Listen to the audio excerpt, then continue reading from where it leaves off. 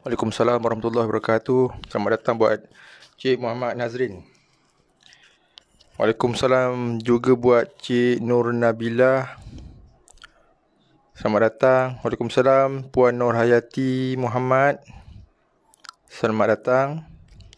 Boleh dengar dengan jelas suara saya Puan Nur Hayati, Cik Nur Nabilah, Cik Nazrin dan sahabat-sahabat yang lain. Boleh dengar dengan jelas ke suara saya pagi ni?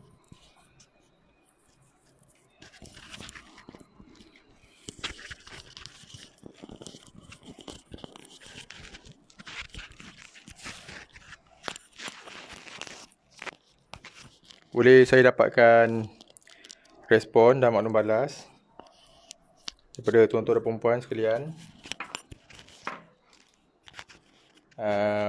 Audio dan visual kita pagi ni jelas ke?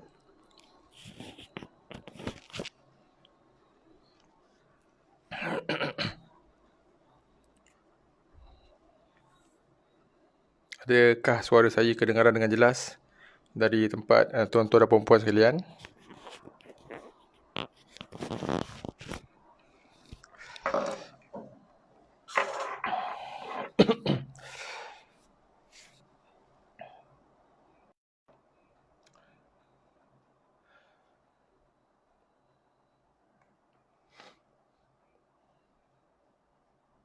Okey, Alhamdulillah.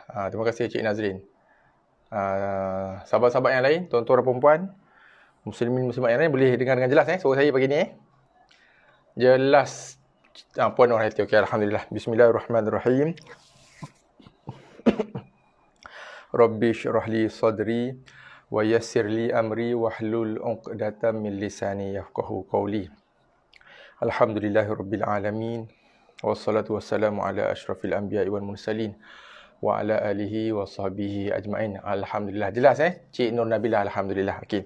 So alhamdulillah kita bertemu lagi pada pagi ini. Hari ni hari Rabu 12 Ogos 2020. Pagi ni kita bertemu pada sesi ataupun siri FB Live kita yang ke-94. InsyaAllah pagi ni kita akan menyambung perbincangan kita dan juga bacaan kita di muka surat 98, buku tilawah kaedah mudah belajar Al-Quran. Okey. Okay, sebelum kita melanjutkan lagi perbincangan dan juga bacaan kita pagi ni, seperti mana biasa, saya pohon bantuan dan juga sokongan daripada tuan-tuan dan perempuan, muslimin muslimat sekalian untuk bantu saya. Sama kita pakat-pakat klik button like ataupun button love. Kemudian kita klik button share, kongsikan. Kita pakat-pakat kongsikan sesi FB Live Majlis Ilmu kita pagi ni di personal Facebook kita, di personal wall personal Facebook kita.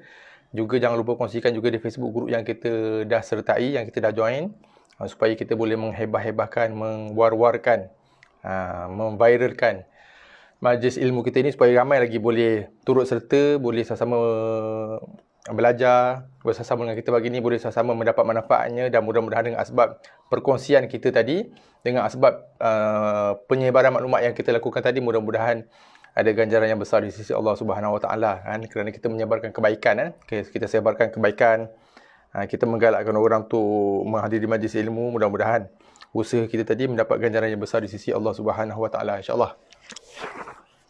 Okey, terima kasih Cik Kamal Zaman, sahabat kita di Melaka. Audio dan video jelas. Okey, alhamdulillah. Okey. So pagi ni, sebelum kita memulakan perbincangan dan juga bacaan kita di muka surat 98, saya ingin kita flashback sikit topik kita semalam. Semalam kita dah sama-sama bincang dan baca kaedah bacaan sakinain, dua huruf sukun. Dua huruf sukun ataupun dua huruf mati yang berturutan, susunannya ketika waqaf. Okey, semalam kita dah bincang semalam kan. Okey. So pagi ni kita nak flashback sikit. Saya nak bawakan lagi beberapa contoh bacaan ataupun beberapa contoh kalimah yang ada dalam Al-Quran yang biasa kita baca. Dan juga biasa juga dilakukan banyak kesilapan oleh orang kita lah. Okey, so saya terus ke whiteboard yang saya tulis ni. Maaf ada mask tepi tu. Mask, bukan emas mask. Okey. Ini antara contoh beberapa kalimah yang saya tulis ni. Ada 4 kalimah yang kita biasa baca. Okey, dalam surah Al-Fajr. Okey, wal fajri. Ayat yang pertama wal fajri. Okey. So apabila kita wakaf, macam biasalah, huruf terakhir disukunkan ataupun huruf terakhir dimatikan bacaannya kerana wakaf. So wal fajri, ra yang asalnya berbaris bawah, kita tukarkan bacaannya kepada bacaan sukun, bacaan berbaris mati kerana wakaf, kerana kita memberhentikan bacaan pada huruf ra. So bila ra tu dah bertukar bacaannya daripada baris bawah ri kepada bacaan baris mati, maka kita ada dua huruf mati, tu sakinan tu, dua huruf mati yang berturut-turutan. Yang pertama memang huruf mati yang memang yang asalnya mati, jim tu faj. Yang kedua huruf ra yang kita matikan dia ataupun kita sukunkan dia kerana wakaf, ri. So kita nak bunyikan makhraj dan juga sifat jim dulu. Faj, jim bila mati datang padanya sifat qalqalah, so lantunkan dulu faj. Kemudian barulah kita bunyikan ra dan juga sifatnya r. Okey, macam mana saya nak sebutkan sikit, saya rasa saya lupa nak sebut semalam. Kaedah kita nak membunyikan huruf-huruf yang berbaris mati ini ialah, dari segi makhrajnya ialah, kita sebab makhraj huruf yang berbaris hidup dengan makhraj huruf yang berbaris mati adalah keluar daripada makhraj ataupun tempat keluar bunyi yang sama. Okey, wal fajri, ri dengan bunyi baris hidup, ri dengan bunyi ra mati tetap keluar daripada makhraj yang sama. Itu yang pertama. Dah share, alhamdulillah, terima kasih Cik Nazrin. Okey, asalkan huruf yang sama walaupun baris yang berbeza. Waalaikumsalam warahmatullahi. Selamat datang Puan Ajid Puan Ajid Manan. Okey, huruf asalkan dia huruf yang sama walaupun dia berada dalam atau bacaan baris yang berbeza, makhrajnya tetap kekal keluar daripada makhraj yang sama, keluar tempat bunyi yang sama. So wal fajri dengan wal fajr. Okey, bunyi ra mati dengan ra yang berbaris bawah adalah keluar makhraj yang sama. Itu yang pertama. Yang kedua, kaedah kita nak menyebut, melafaz, membunyikan huruf-huruf yang berbaris mati ialah seolah-olah saya boleh berkataan, kita hendak menyebut, okey, contoh wal fajri, kita hendak menyebut huruf ra yang berbaris bawah tapi bunyinya hanya keluar di pertengahan jalan sahaja. Okey, itu kaedah kita nak menyebut huruf-huruf yang berbaris mati, berbaris sukun. Okey, saya tunjuk sikitlah demo wal fajri, lidah kita tentang gusi atas langit depan, fajri. So bila ra tu kita matikan baris kerana waqaf. So ra tu kita kena lafazkan dia, bunyikan dia dengan bacaan ra sukun, ra baris mati. Kita nak membunyikan dia adalah seperti mana kita nak membunyikan ra yang berbaris hidup, cuma perjalanannya ataupun pengeluaran bunyinya tu tergantung ataupun terputus di pertengahan jalan. Wal fajri, ri, bila kita waqaf ra matikan wal fajr, macam kita nak sebut ri tapi tergantung di pertengahan jalan ataupun terputus di pertengahan jalan. Itu kaedah ataupun cara yang saya boleh demonstrate lah. Macam mana kita nak bunyikan. Kadang ramai orang yang tak pasti macam mana nak bunyikan bunyi bacaan huruf berbaris mati. So huruf yang berbaris mati ni adalah bunyi huruf yang berbaris hidup tapi tak sempat keluar habis. Wal fajri, ra bawah bawah, bila waqaf wal fajr, saya nak sebut ri tapi kita putuskan dia di pertengahan jalan bunyinya kerana barisnya sudah bertukar kepada baris sukun. Itu kaedah kita nak bunyikan huruf yang berbaris mati, berbaris sukun, huruf sakinah. Wal fajri, wal fajr, wal fajr. Selesaikan makhraj jim beserta sifat jim, barulah kita keluarkan bunyi ra daripada makhrajnya beserta dengan sifatnya. Ra dia ada vibrate ataupun disebut sebagai sifat takrir, agak ada getaran. Wal fajri, bila waqaf, bila berhenti wal fajr, sikit je, ujung lidah bergetar 2 ke 3 kali getaran saja, jangan kita menggetar-getarkan lidah. Wal fajr, tu kita dah over, dah getarkan, dia bergetar dengan seadanya saja, 2 ke 3 kali getaran sahaja. Seolah-olah kita nak menyebut bunyi ri tapi bunyinya tergantung ataupun terputus di pertengahan jalan. Wal fajri, asal barisnya kerana waqaf ra ditukarkan kepada baris sukun.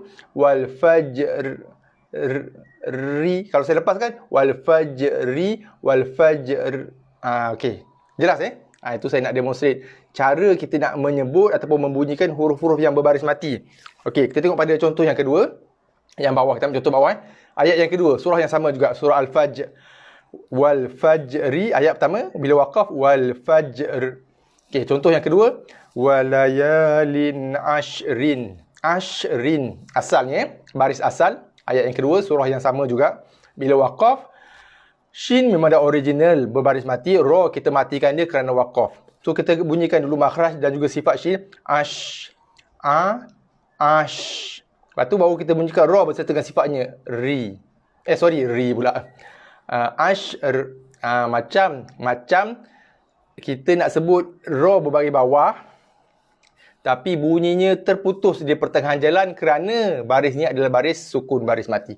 Ashrin, ashrin, ashr. Okey, boleh sama-sama kita praktis lah. Macam kita cuba rasa, feel, bayangkan macam kita nak menyebut ra tu baris bawah. Sebab dia memang asal baris bawah kan dalam contoh ni.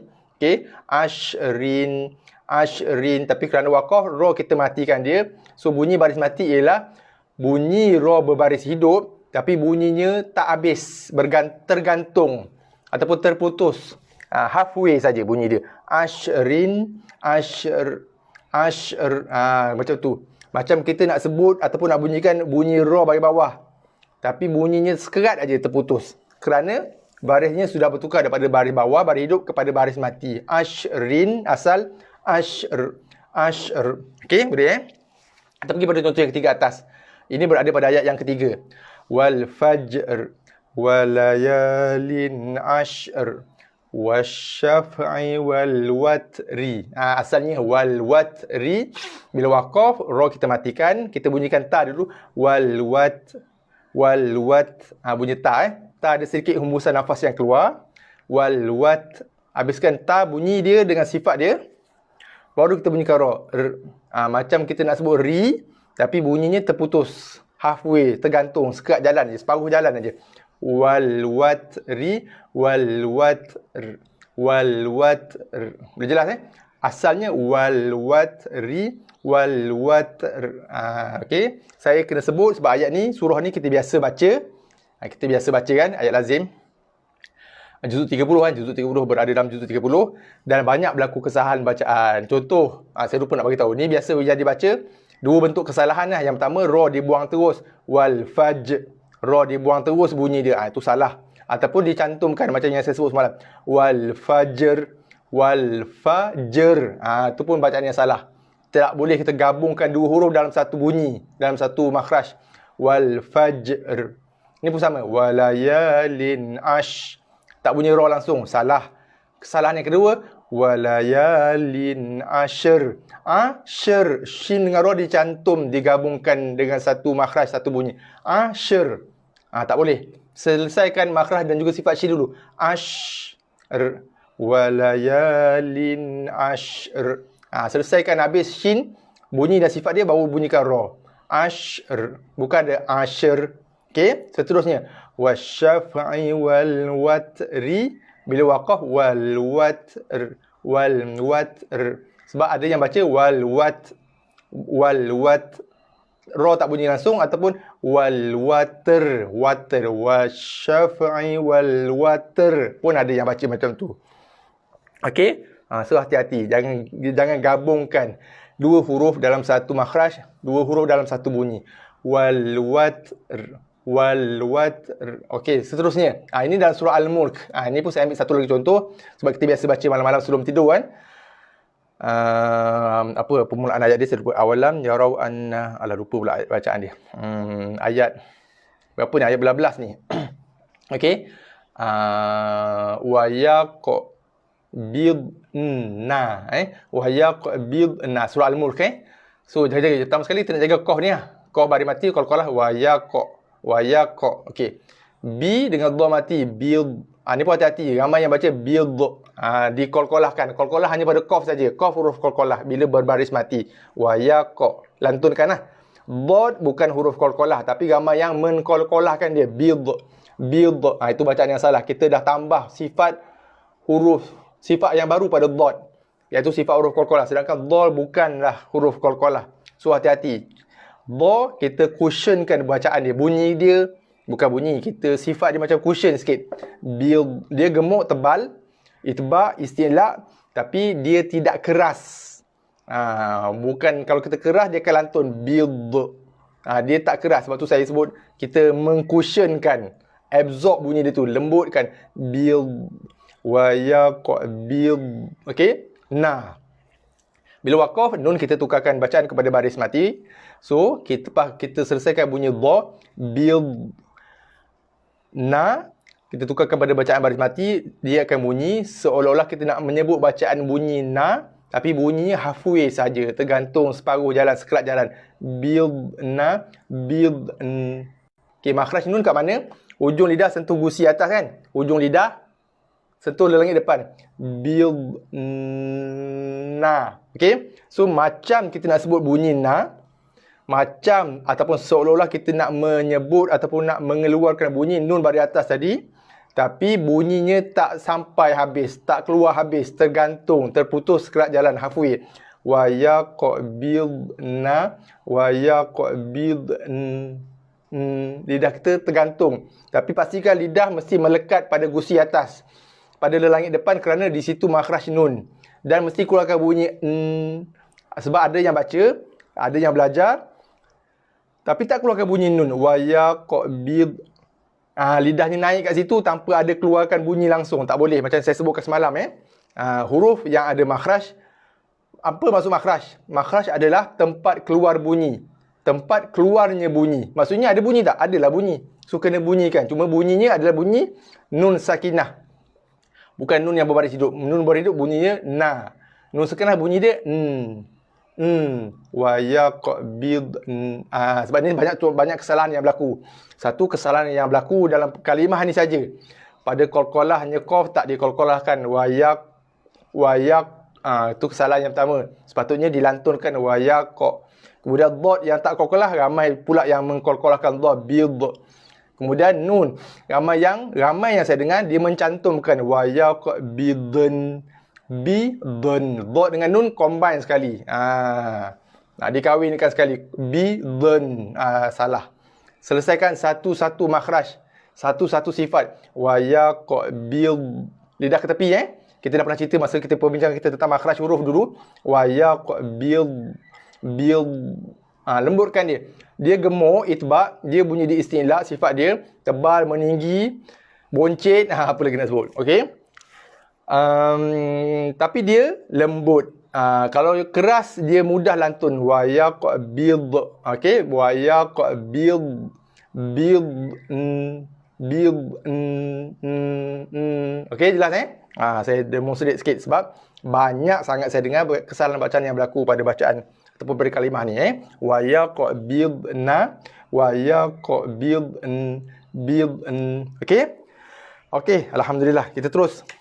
Okey, ni ulang kaji sikitlah. Tambahan beberapa kalimah sambungan kepada perbincangan kita semalam. Apabila kita waqaf pada dua huruf mati yang berturut-turutan. Waqaf pada sakinain, dua huruf mati yang berturutan. Okey. Kita sambung perbincangan kita pagi ni pada muka surat 98. Okey. Pagi ni kita akan bincangkan tanda-tanda waqaf. Okey. Tanda-tanda waqaf. Indicators of waqaf. Speaking sikit. Okey, tanda-tanda waqaf. Tanda ataupun dipanggil juga sebagai alamat waqaf. Alamat tu tanda-tanda. Waqaf tu tempat berhenti lah. Okey, ada 6. Ini pun kita pernah bincang dulu masa kita baca Iqra 6 dulu. Okey. So bagi tuan-tuan yang dah follow kita sebelum ni, so ini sebagai ulang kaji lah bagi tuan-tuan dan perempuan yang mungkin baru join kita, saya yakin kebanyakan dari kita dah tahu, dah biasa jumpa dan mungkin dah tahu. Okey, pun boleh anggap dia sebagai satu ulang kaji lah. Ataupun mungkin ada yang baru first time jumpa, kita mungkin ni topik yang baru bagi tuan-tuan dan perempuan tapi tak ada masalah, dia bukan topik yang berat pun. Waalaikumsalam Puan Yung Hanani. Alhamdulillah dapat bertemu kelas. First time Puan first time join kita InsyaAllah kita setiap hari Puan kita FB. Kita ke udara dalam sisi FB live ni insyaAllah. Okey, kita tengok dulu. Okey, ini tanda mim kecil yang berada di atas kalimah. Biasanya dia berada di akhir kalimah. Okey. Yang dimaksudkan dengan mim kecil ni, okey, ada dua bentuk ataupun dua huruf ataupun dua bentuk ataupun dua tanda bacaan mim kecil dalam bacaan Al-Quran. Mim kecil yang ekor dia sengit ke tepi ni adalah tanda wakaf. Ada satu lagi bentuk mim kecil yang ekor dia lurus ke bawah.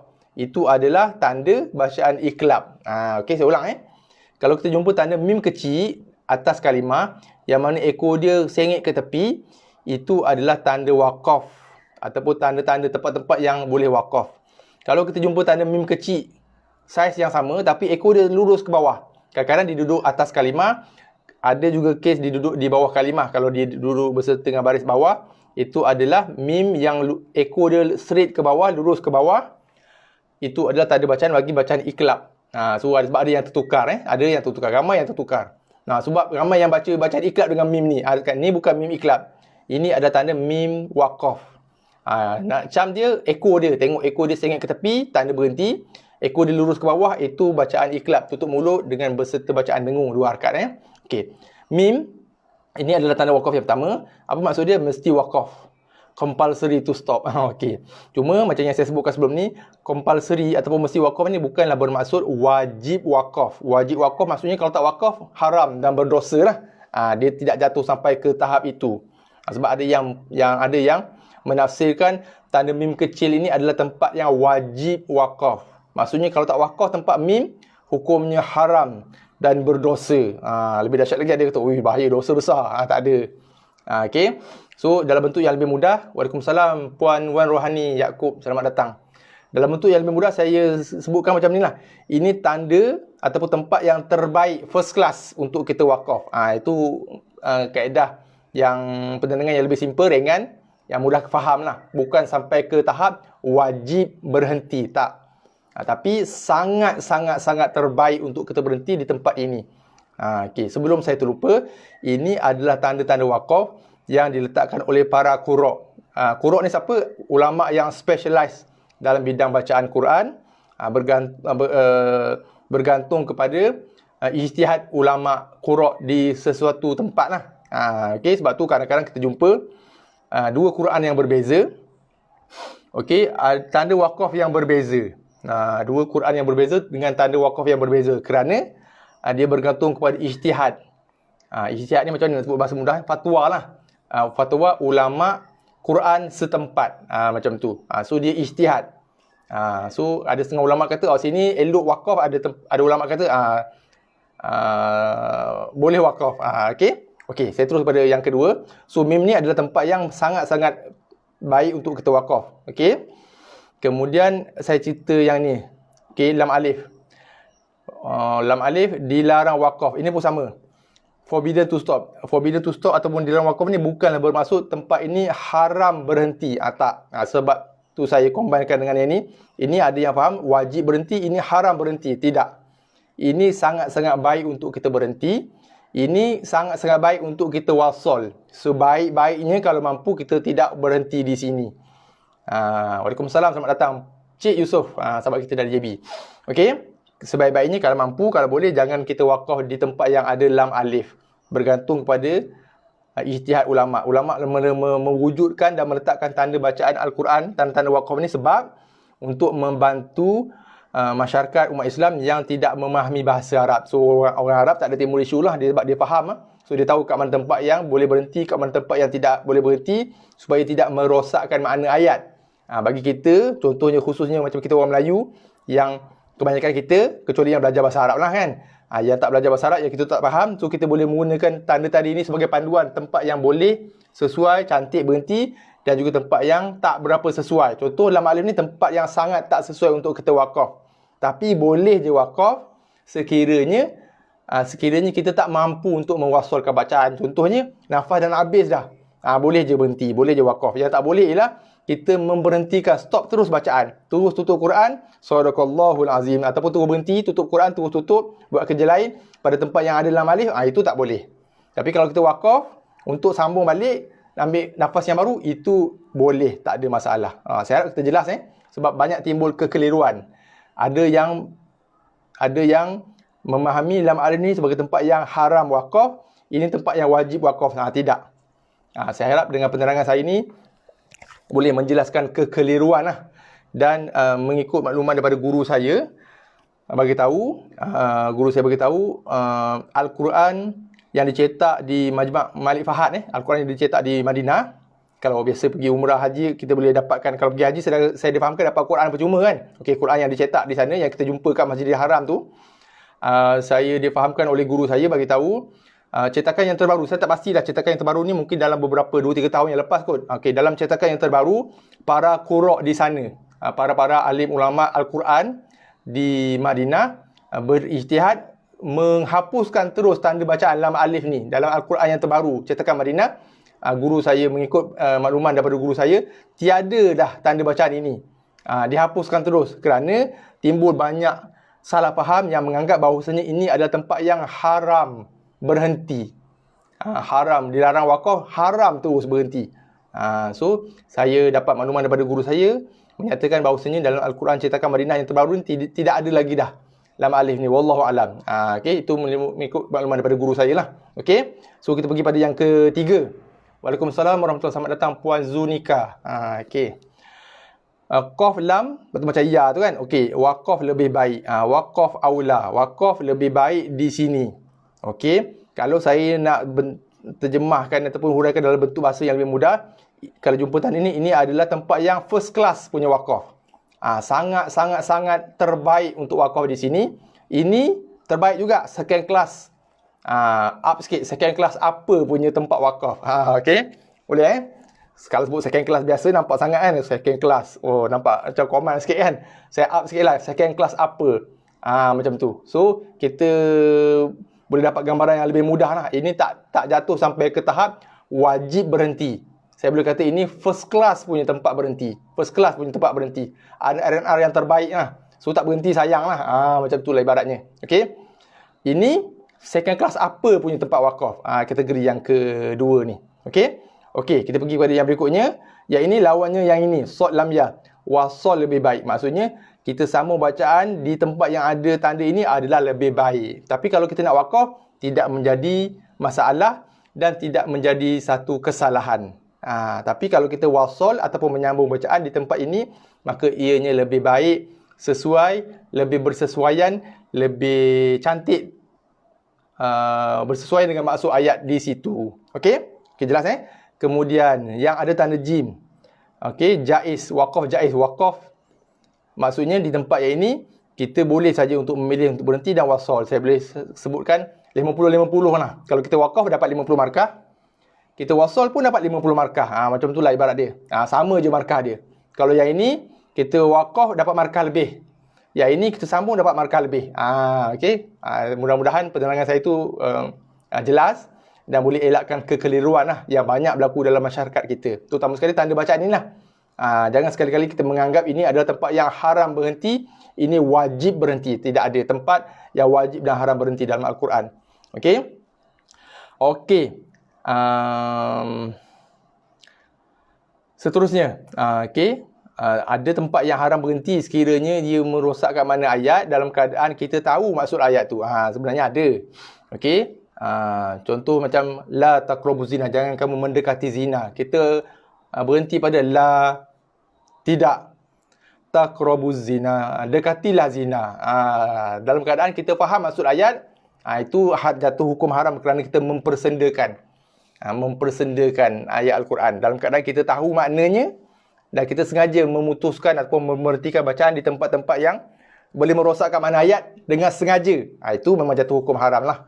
Dalam keadaan kita sengaja dan kita tahu makna ayat, saja nak mempermainkan ayat. Sepatutnya ayat itu bermaksud jangan la taqrabuz zina, dekati zina. Tapi kita saja berhenti pada la, tidak taqrabuz zina, dekatilah zina. Itu jelas haram hukumnya dalam keadaan kita tahu makna dan kita sengaja berhenti di situ. Okey, seterusnya yang terakhir, tangga 3 titik ni.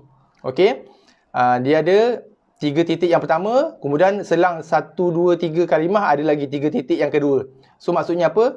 Kita wakaf di salah satu tempat. Sama ada kita berhenti di 3 titik yang pertama ataupun kita berhenti di tanda ataupun di tempat 3 titik yang kedua. Dia akan duduk selang beberapa kalimah biasanya.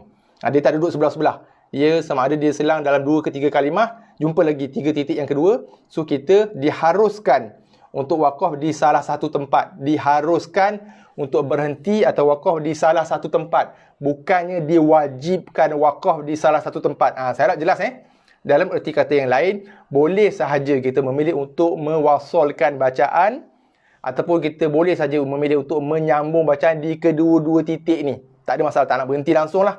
Dua-dua titik ni nak sambung semua pun boleh, tidak menjadi sebarang kesalahan. Okey? So, saya harap jelas Okey.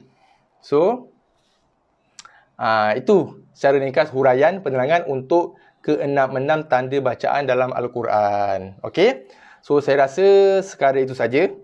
Maaf, banyak-banyak tak sempat kita nak baca pagi ni. Jam pun dah menunjukkan pukul 9.30. Saya pula ada sesi lagi lepas ni, insyaAllah. So, insyaAllah kita akan jumpa esok hari Khamis. Okey, sebelum saya terlupa. Esok kita boleh umumkan sebagai hari cuti lah. Cuti umum untuk sesi FB Live kita. Sebab esok saya ada kelas di luar pada waktu pagi. So, saya tak sempat untuk nak mulakan sesi FB Live kita ni pukul 9 pagi. Saya memang tak sempat sebab saya ada kelas talqin musyafahah di luar. Di luar rumah lah, saya perlu keluar. So, untuk esok kita akan umumkan sebagai cuti lah. Cuti mingguan lah. InsyaAllah kita akan ke udara. Kita akan adakan sesi FB Live ni setiap hari. Kecuali hari Khamis. Macam tu. So, kita buat masa sekarang ni, kita putuskan. Kita akan ke udara. Kita akan bertemu dalam sesi FB Live ni setiap hari. Isnin, Selasa, Rabu, Khamis. Khamis tak ada. Isnin, Selasa, Rabu. Jumaat, Sabtu, Ahad. Setiap hari jam 9 pagi. Kecuali hari Khamis lah. Hari Khamis, saya cuba usaha untuk arrange kelas saya lebih awal. Tapi rasanya tak sempat juga sebab kelas saya di luar. Di luar daripada kawasan rumah saya lah, saya perlu keluar. So, ambil masa untuk saya pergi dan balik kan. So, saya rasa tak sempat. Memang tak sempat untuk saya nak mulakan sesi FB Live pukul 9. So, saya terpaksa umumkan hari Khamis, hari cuti lah. Hari cuti umum lah. Cuti lah Cuti mingguan kita untuk sesi FB Live kita. So, kita akan bertemu setiap hari kecuali hari Khamis lah. Okey, kita akan bertemu setiap hari waktu yang sama. Senang senang kita nak ingat lah. Kita akan bertemu setiap hari waktu yang sama iaitu jam 9 pagi. Kecuali hari Khamis kita akan cuti. Okey, so insyaAllah esok kita tak jumpa. Kita akan bertemu kembali hari Jumaat waktu yang sama jam 9 pagi insyaAllah. Okey. So, disebabkan oleh kerana kita tak sempat nak baca pagi ni, kita baru sempat membincangkan tanda-tanda ataupun alamat wakaf tadi. So, insyaAllah hari Jumaat nanti jam 9 pagi, kita akan terus menyambung bacaan di muka surat 98 lah. So, hari ni kita dah bincangkan apa tanda-tanda dan apa maksud tanda-tanda tersebut. InsyaAllah hari Khamis nanti kita akan terus sambung. Kita terus baca je bacaan di muka surat 98 dan juga 99 untuk topik yang sama iaitu tanda-tanda ataupun alamat wakaf insya-Allah. Okey. So sebelum berpisah, seperti mana biasa saya pohon jutaan kemaafan kepada semua, kepada tuan-tuan dan puan-puan, muslimin muslimat, sahabat-sahabat sekalian sekiranya ada kekurangan, kesilapan, kesalahan saya pagi ni, saya pohon maaf banyak-banyak dan juga saya ucapkan jutaan terima kasihlah pada semua kerana sudi melapangkan masa bersama dengan saya dalam sesi FB Live kita pagi ni. InsyaAllah kita akan bertemu kembali hari Jumaat jam 9 pagi untuk bacaan di bawah topik tanda-tanda ataupun alamat wakaf insya-Allah. Kita akan sambung bacaan di muka surat 98 Okey, so sekadar itu saja untuk pagi ni. Wabillahi taufiq wal hidayah. Wassalamualaikum warahmatullahi wabarakatuh.